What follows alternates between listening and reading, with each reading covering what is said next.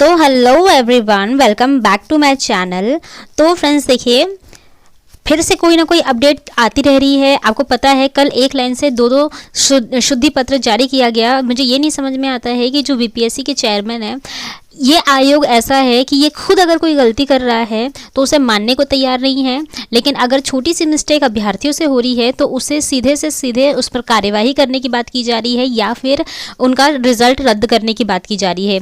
एक छोटा सा संशोधन ये लोग निकाल देते हैं, लेकिन अगर अभ्यर्थियों को कोई भी चीज़ अपडेट करनी होती है, अगर उनके डॉक्यूमेंट्स में या किसी भी चीज़ में गलती हो जाती है तो उन्हें सिर्फ और सिर्फ सुधार करने के लिए भी कोई भी चीज़ जारी नहीं की जा रही है आयोग के द्वारा। लेकिन अगर इनसे कोई भी गलती हो जा रही है, चाहे एग्ज़ाम की दिन एग्ज़ाम टाइम को लेट करवाना हो, चाहे एग्ज़ाम सेंटर पे पेपर का नहीं पहुंच पाना हो, तो ये सारी चीज़ों से इन्हें कोई फ़र्क नहीं पड़ता है। ये अपना सुधार कर ले रहे हैं और साथ में शुद्धि पत्र या कोई भी चीज़ जारी कर दे रहे हैं। लेकिन अभ्यर्थियों का क्या? इन्हें एक चीज़ तो सोचनी चाहिए कि कम से कम अभ्यर्थियों का इतना घाटा हो रहा है, वो पढ़ रहे हैं, आहारता को हटा दिया गया, उन्होंने टाई ब्रेकर के तौर पे रखा है, कोई बात नहीं। लेकिन बाकी मैं क्यों पहले ये नहीं बात कही गई? एग्ज़ाम के एक दिन पहले, 2 दिन पहले भी अगर ये कहा गया होता तो शायद कोई भी स्टूडेंट 1-2 दिन में भी अपने क्वालिफाइंग पेपर को ना ध्यान देते हुए अपने सब्जेक्ट पे तैयारी करता। लेकिन इन्होंने ये चीज़ पहले क्यों नहीं सोची?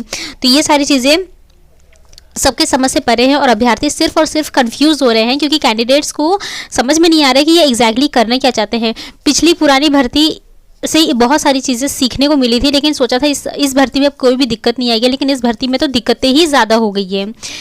खैर देखिए, यहाँ पर शुद्धि पत्र जारी किया गया है जो कि मैं आपको बताने जा रही हूँ। साथ में ये भी बात की जा रही है कि जो सप्लीमेंट्री रिजल्ट है तो इसमें धांधली की गई है। इसमें 2700 कुछ सीटों पर ही रिजल्ट जारी किया गया है, जबकि 4700 में सीट पर सप्लीमेंट्री रिजल्ट जारी करना था, लेकिन वो सीटें कहाँ गई। और साथ ही साथ में और भी कई सारे अभ्यर्थी अभी भी छट रहे हैं, तो इन्हें सप्लीमेंट्री रिजल्ट को दोबारा से जारी करना चाहिए, ये बात कही जा रही है। साथ में जो भाषा अर्हता को हटाया गया है तो इस वजह से कट ऑफ पे क्या फ़र्क पड़ने वाला है, ये भी मैं आपको बताने वाली हूँ। और मेधा सूची कैसे जारी होने वाली है, इससे रिलेटेड आज का वीडियो है, तो वीडियो पर लास्ट तक बने रहिएगा। और अगर आप मेरे चैनल पर नए हैं तो मेरे चैनल को भी सब्सक्राइब कर लीजिए और अपने दोस्तों के साथ शेयर कीजिए। तो चलिए फ्रेंड्स, वीडियो को स्टार्ट करते हैं। तो ये देखिए, यहाँ पर सबसे पहले बात जो की जा रही है, प्राथमिक शिक्षक नियुक्ति परीक्षा में क्वालिफाइंग भाषा के अंक केवल टाई ब्रेकर के रूप में इस्तेमाल होंगे।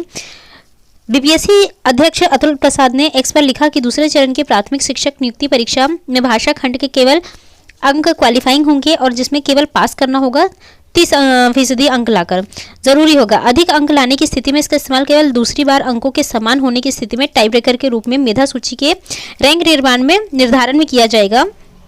मालूम हो कि सोमवार को मध्य माध्यमिक और उच्च माध्यमिक शिक्षक नियुक्ति के लिए पूछे गए 150 प्रश्नों में से क्वालिफाइंग भाषा खंड के 3 प्रश्नों को पूरी तरह से हटा दिया गया है। अब जो भी आप लोगों की मेरिट लिस्ट बनने वाली है या फिर आपका कट ऑफ जारी होगा वो 120 अंकों पर ही होगा, जैसे कि पिछली बार पीआरटी में 120 अंक पर ही जारी किया गया था, वैसे ही 120 अंकों पर जारी किया जाएगा। और उसके बाद वहाँ पर ये ट्राई ब्रेकर के रूप में भी इस्तेमाल नहीं होगा, ये 6 to 12 के लिए है, बाकी 1 to 5 में टाई ब्रेकर के रूप में इस्तेमाल होगा। लेकिन प्राथमिक शिक्षकों के लिए उन्हें बनाए रखने का निर्णय लिया गया है, जिसके कारण छात्रों में इसको लेकर भ्रम पैदा हो रहा था, जिस पर अध्यक्ष ने स्थिति स्पष्ट की। और यहाँ पर देखिए, नियोजित शिक्षकों को 25 अंकों का ग्रेस देने की भी मांग की जा रही है, क्योंकि बीपीएससी शिक्षक नियुक्ति के दूसरे चरण में शामिल होने वाले नियोजित शिक्षकों को ग्रेस अंक का लाभ देने की मांग की गई है। सारण शिक्षक निर्वाचन क्षेत्र में पूर्व प्रत्याशी आनंद पुष्कर बीपीएससी सचिव सह परीक्षा नियंत्रक को पत्र लिखकर कहा है कि पिछड़ा वर्ग व अति पिछड़ा वर्ग कल्याण विभाग के अंतर्गत संविदा आधार पर नियोजित शिक्षकों को ग्रेस अंक का लाभ दिया जा रहा है। बिल्कुल वैसे ही नियोजित शिक्षक को दूसरे चरण की परीक्षा में शामिल हुए हैं, उन्हें भी निश्चित और आवश्यक उनके कार्यकाल को देखते हुए कम से कम 25 अंकों का ग्रेस अंक मिलना चाहिए। बिहार सरकार ने गत बहाली में लोक शिक्षकों को 10 अंक का ग्रेस दिया था। यहाँ पर बात की जा रही है कि इन्हें नियोजित शिक्षकों को 25 अंकों का ग्रेस देने की मांग रखी गई है। तो देखते हैं कि क्या इन्हें मिलता है या नहीं मिलता है। जो नेक्स्ट न्यूज़ है, यहाँ पर भी देखिए, गांधी मैदान में बैठक करने पहुंचे शिक्षक अभ्यर्थियों को पुलिस कर्मियों ने खदेड़ा। तो देखिए, बीपीएससी की ओर से शिक्षक भर्ती परीक्षा के पहले चरण का सप्लीमेंट्री रिजल्ट पुनः जारी करने की मांग के साथ भाषा अर्हता हटाए जाने का विभिन्न छात्रों ने विरोध किया है। विरोध को लेकर मंगलवार को 150 से अधिक स्टूडेंट गांधी मैदान की की गांधी मूर्ति के पास जमा हुए और बैठक का आयोजन किया और पुलिस ने कार्रवाई करते हुए सभी को खदेड़ दिया। पुलिस शिक्षक अभ्यर्थियों ने कहा है कि प्रथम फेज की बहाली में अभी तक मात्र 97,000 लोगों को ही नियुक्ति प्रमाण पत्र दिया गया है, यानी इन्होंने ज्वाइनिंग ली है, और जबकि अभी भी 23,000 से ज्यादा पद खाली है। शिक्षा विभाग द्वारा जो पूरक परिणाम के लिए लिस्ट बिहार लोक सेवा आयोग को भेजा गया था, उनकी संख्या कम से कम 4700 के आसपास है, जबकि बिहार लोक सेवा आयोग ने मात्र 2,773 पर ही पूरक परिणाम जारी किए हैं। छात्र नेता सौरभ कुमार ने कहा है कि सप्लीमेंट्री रिजल्ट फिर से जारी करने की मांग को लेकर शिक्षक अभ्यर्थी गांधी मूर्ति के पास अपने मांगों को लेकर विरोध प्रदर्शन करने के लिए जमा हुए हैं। तो फ्रेंड्स, ये बात सही है, इन्होंने जब इतनी अगर जारी की गई, अगर आपने इतना भी निकाला है तो कम से कम इसकी पूरी सीटों पर आपको रिजल्ट देना चाहिए, मेरिट सूची निकालनी चाहिए। क्यों इसकी आधी सीटों को जारी किया गया है? तो ये तो सरासर गलती है। वहाँ पर वैसे भी पूरी आप लोगों की 20,000 सीट्स पूरी की पूरी खाली है, लेकिन 20,000 पे तो आप दे नहीं रहे क्योंकि उसको अगली बहाली में आपको जोड़ना है। लेकिन कम से कम ये जो पूरी संख्या थी, इस पर तो आपको रिजल्ट जारी करना चाहिए था। और एटलीस्ट जो 10,000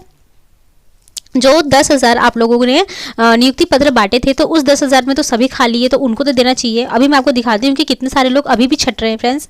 इसके बाद देखिए फ्रेंड्स, ये देखिए यहाँ पर ये शुद्धि पत्र को जारी किया गया है। तो विज्ञापन संख्या 27 से 23 अध्यापक नियुक्ति प्रतियोगिता परीक्षा में अनुसूचित जाति व जनजाति कल्याण विभाग की रिक्तियों के संबंध में दिनांक 18/12/23 को निर्गत सूचना के अंतिम वाक्य उक्त का चयन नहीं करने ...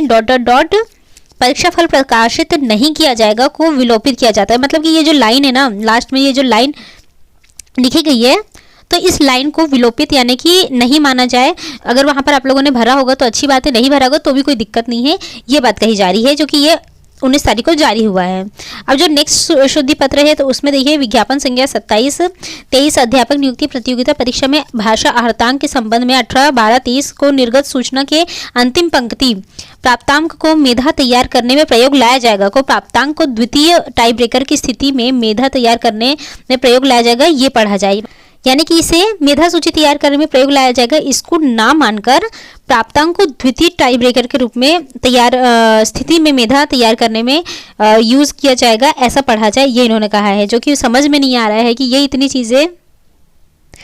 चीज़ें कर सकते हैं, लेकिन अगर हम करें तो हमें सीधे से रिजल्ट से बाहर कर दिया जा रहा है। खैर, यहाँ पर भी आप देख लीजिए कि जो राज्यपाल से एक पाठक की शिकायत की जा रही है, जो कि आपको पता है कि इन्होंने 5 बजे तक स्कूल चलाने और साथ ही साथ में छुट्टियों में कटौती कर दी है। इसकी वजह से सभी शिक्षक नाराज़ है और इन्होंने कई अपने संगठन बना के रखे हैं, तो उनके मोर्चे खोले गए हैं और ये बात राज्यपाल तक पहुँचाने की बात की जा रही है और इन्हें पद से हटाने की मांग की जा रही है। तो देखते हैं आगे क्या होता है।